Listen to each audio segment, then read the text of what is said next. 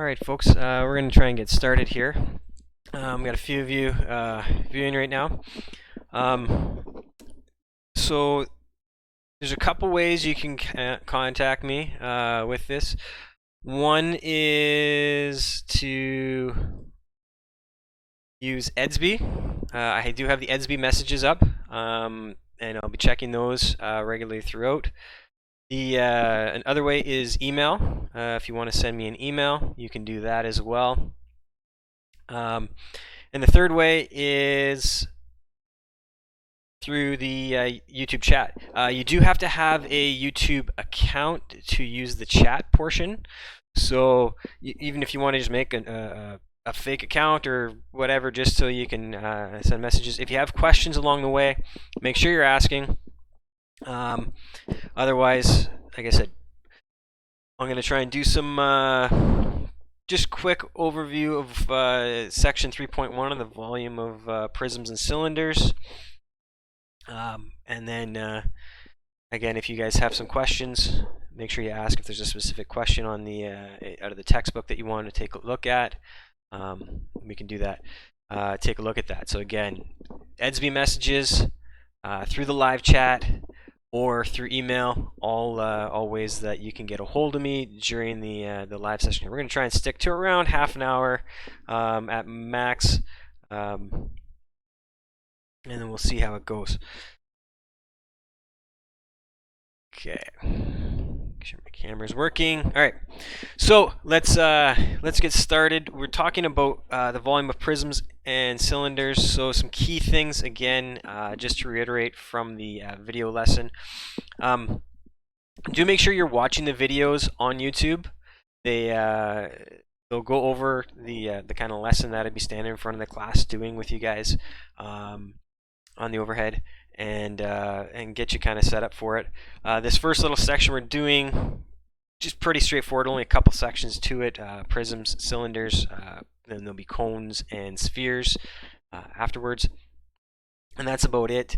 And that'll kind of cover all our perimeter area volume section of the course. Don't feel as well that you need to keep up with everything. I know some people are on different time schedules. There's no due date specifically. I'm just kind of doing these live sessions to answer some questions along the way, if you guys have them. But they'll be available to watch afterwards too. So if you miss one, don't worry about it. No sweat on that. But just taking a quick look at volume with the prisms and cylinders. My writing is terrible right now. So prism cylinders, they're both the same thing. They are an elongated shape. So you take a base shape like a rectangle, and all you're doing is stretching that out. You're actually like stacking them on. If you watch the video, I believe I pulled out some poker chips and kind of stacked them up to show like a cylinder being made by stacking things together. If you look at the pages in your textbook, and I'll kind of see if I can do that here. So I got my textbook here, and if we take a look, each of these pages is a rectangle, and so each page,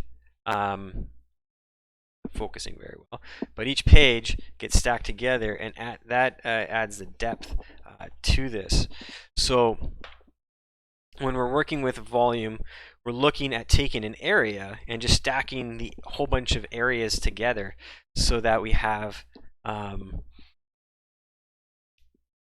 the area of the base, so the length times the width of our rectangle here, and then the distance that we travel when we're stacking up all these little bits and pieces of them. So the height is what we usually call that with a rectangular base prism. Height, depth, I'll use those words interchangeably because depending on the situation, it could change. It doesn't actually matter what you call these. This doesn't have to be length, width, and height. This could be the height here. This could be the width and the depth. As long as you're using 3 different dimensions, volume is looking at things in 3 dimensions, meaning there's actually 3 measurements. So that's the general concept of it, and then when we go to use it, we're just filling in those values. So if we have a box that is 5 centimeters by 6 centimeters by 4 centimeters,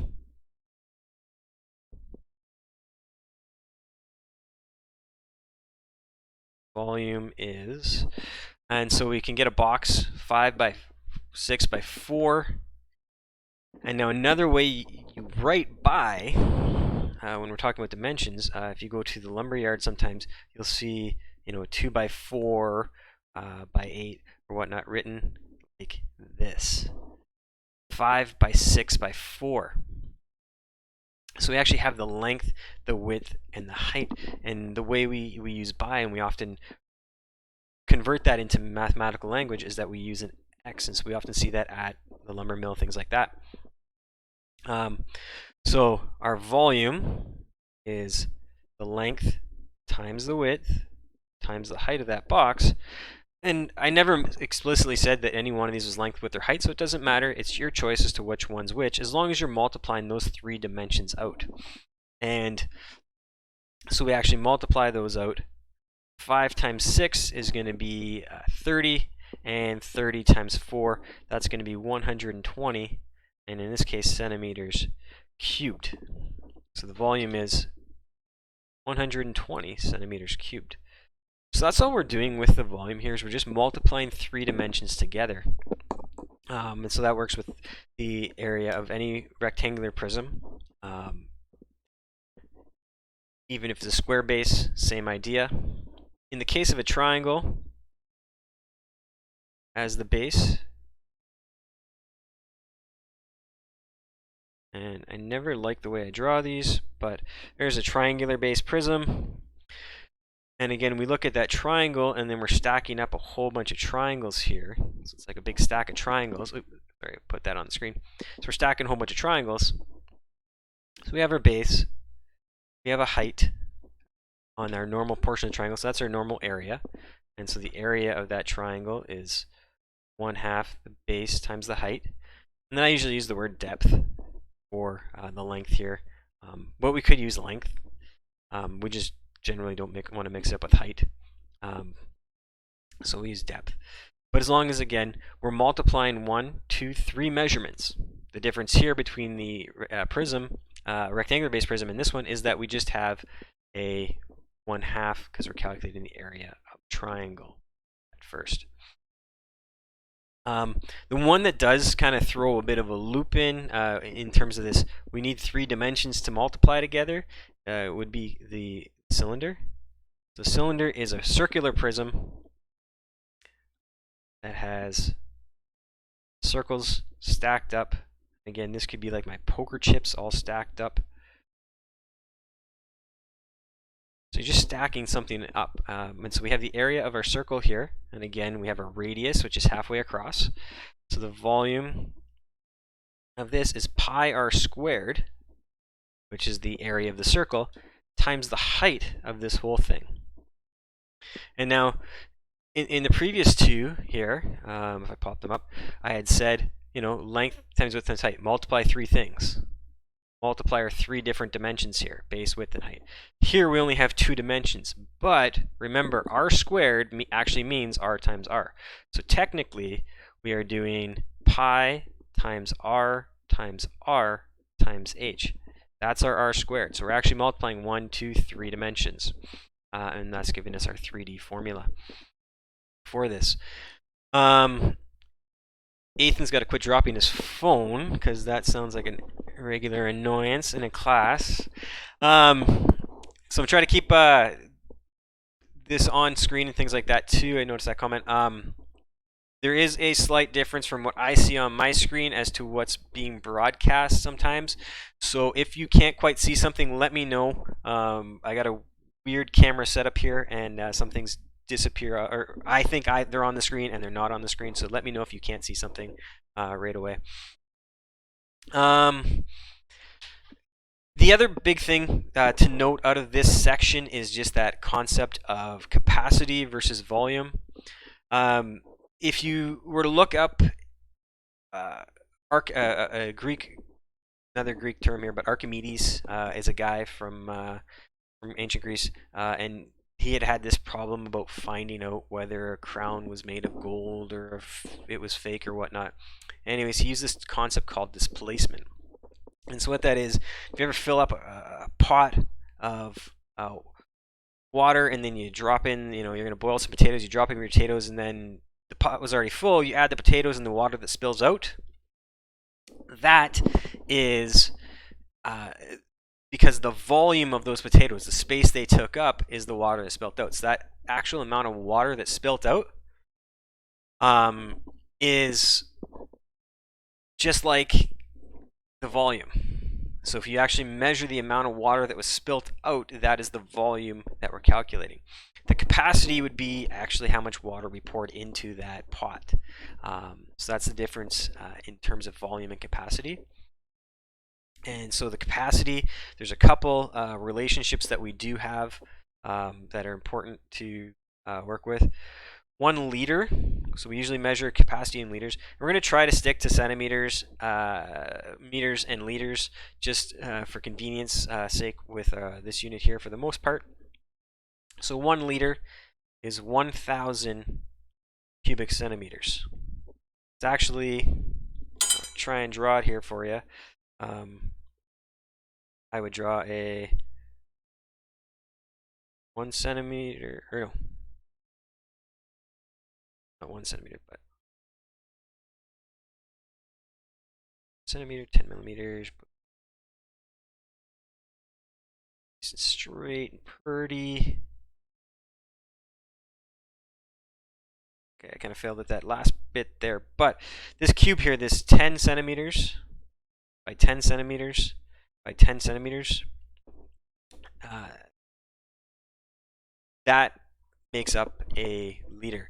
So thinking of centicubes, you divided these up into a whole bunch of little bits. If you had 1,000 centicubes, little colored cubes we've played with, that you may have played with in previous classes, that is the volume of 1 liter. The other conversion is that 1,000 liters equals 1 cubic meter. And you may remember on the board a couple times I drew that big meter square, and then we actually, if you stick that meter stick out from that, you step 1 meter out from that meter squared, that's a cubic meter. That's 1,000,000 of those centicubes. So 1,000 liters is 1 meter squared. 1,000 cubic centimeters is 1 liter. So important to not mix those up when you're doing calculations. It's 1,000 to 1 centimeters to liters, but it's 1 to 1,000 when we're talking about meters to liters. Again, this is liters portion, that's our volume, or sorry, our capacity, how much will fit inside something. That's our volume in the meters and centimeters squared, or cubed, how much it'll actually take up.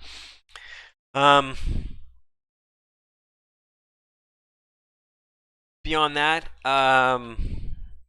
if anybody's tried some of the questions and has any specific questions in regard to the stuff in the textbook copies that I gave you that are on the in the content section of Edsby, let me know. Otherwise, I'm just going to take a look at an example question here. That'll probably wrap us up for today. So if there's any questions, let me know. Otherwise, I'm going to get started here in a moment. I'm just delaying because there is about I'm not sure what the actual delay is between me and you guys actually hearing me, but I do know there is a delay on the live stream here.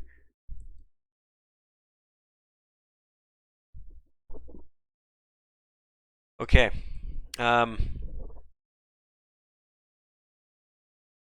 while I'm waiting to see if anybody has any questions, let's do question number 5.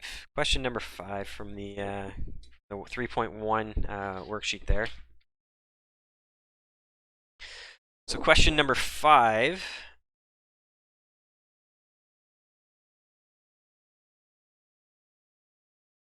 has us calculate the volume of a tank, and I'll actually flip over here. So I can see it. There's a copy of those worksheets. So question number 5 right here. Calculate the volume of this tank. What do you think would provide a greater increase in volume? A tank with double the diameter or a tank with double the height? Draw each new tank and label the dimensions. Calculate the volume of each new tank drawn in part B, and then compare the volume measures to your prediction in part B. Was your prediction correct? So let's flip back over here to the note. So we were calculating the volume of a tank. It was a, trying to draw a circle here. Not the best ellipse drawing skills, but I think you guys get the idea. We have a 2-meter tank and then a diameter of 2 meters. So 2 by 2 kind of dimensions on that tank.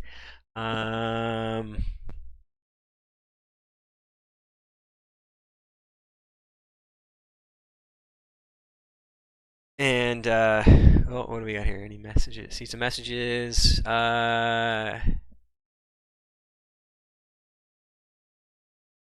Oh, it was. Aiden says it was his birthday yesterday. He's now 15. Happy belated birthday there, Aiden.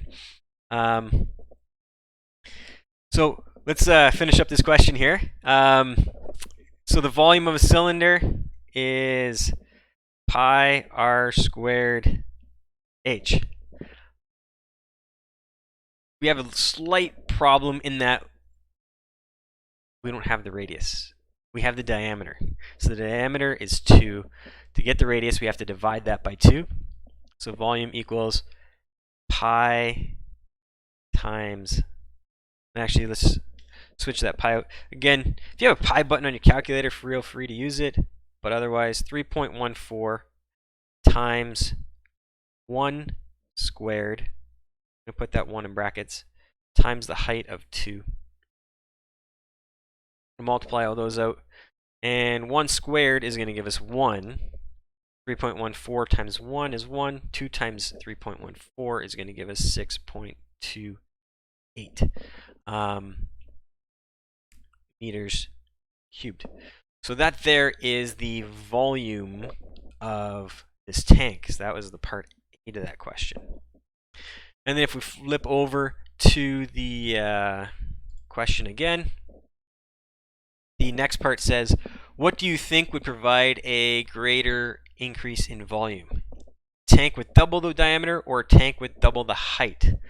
I'm going to give you guys a few seconds. If you can reply, what do you think it's going to be? Take your estimate. If you haven't done this question yet, or you don't remember doing it, what do you think it's going to be bigger? The doubling of the height or the doubling of the diameter?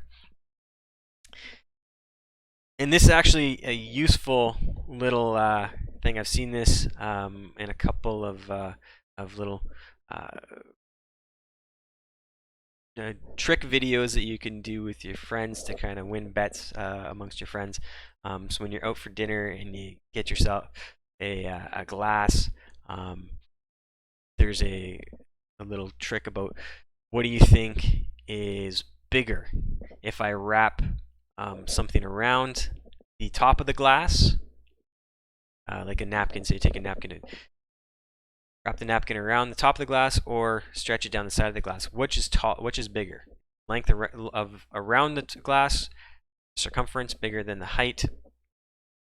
That kind of thing. That's a common little bar trick, and you can test it out and then see if you can fool your friends with it. All right, so I got a couple replies here. So people are guessing the same. All right, so let's. So we're thinking that doubling the height and doubling the diameter are going to be the same. So let's actually calculate both of those. So double the diameter first.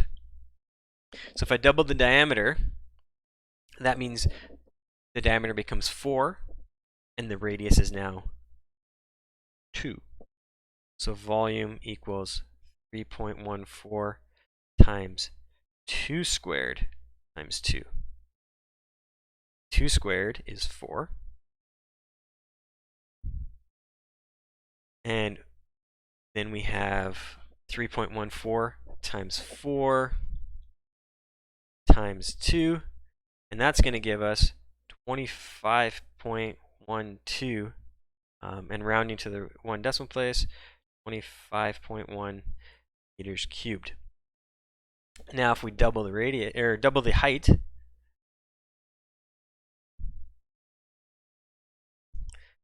volume equals 3.14 times 1 squared, because the radius stays the same, times doubling the height to 4.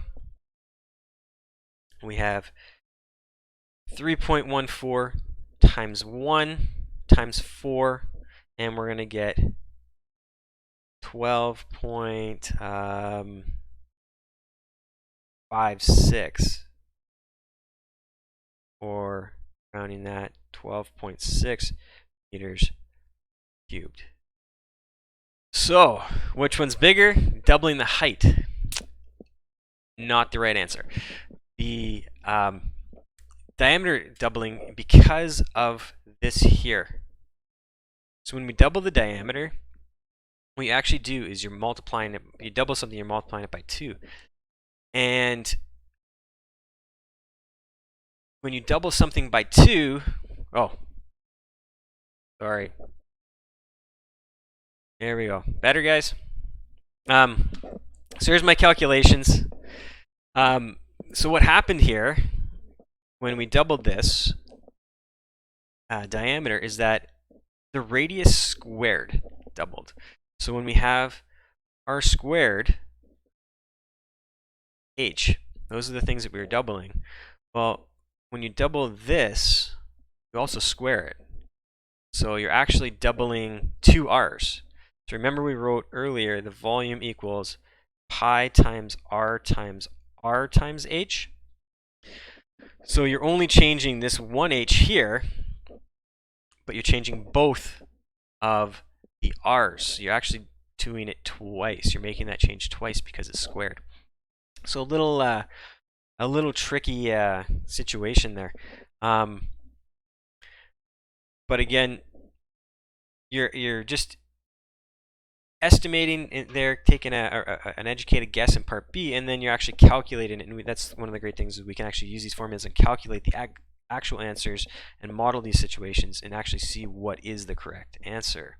So the last part there, D had just said to compare your predictions. Well, a couple of our predictions I see that they weren't quite correct, but that's okay. Again, okay, because we're just doing predictions. So from here, again, just a little bit of practice is the idea of what we're doing here. Trying to just reiterate some of the key concepts from the lesson, take up anything that you may have a question about. If you take a look at the EDSB page there, again, in that content section in the bottom left side, there'll be some updated stuff. I put up some stuff this morning on just a review of chapters 1 to 3, so our volume, perimeter, area, and just some basic number sense. So you guys have that that you can take a look at as well.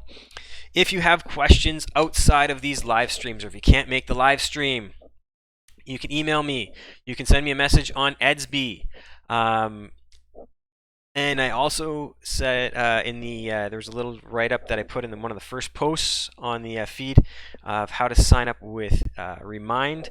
Remind, you can use text or email based to get messages. It's actually completely anonymous, so that the number that I've provided there, it's not my number. It's a number Remind setup, and it just allows us to communicate again through text or email. That's really quick. And then if I'm not at my computer, I'm usually have my phone around, and I can check that, or if I'm out for a walk or something, I can even answer you when I'm there, and doing that. So that's another way to keep in touch. So if you have questions outside of these videos, feel free to ask them along the way. I'll keep posting stuff. Probably looking at early next week for the next live stream. I'll put a little thing up on Edsby as well, that you can kind of post any comments or thoughts or ideas of how to make it better, or things you like, didn't like, what you'd like to see, kind of thing. So I'll put that up in a little bit. Also, there'll be a copy of the live stream available for you to watch. Again, if you want to take a look at anything. All right, so that's about it. We'll wrap this up, and hope you guys all have a good day.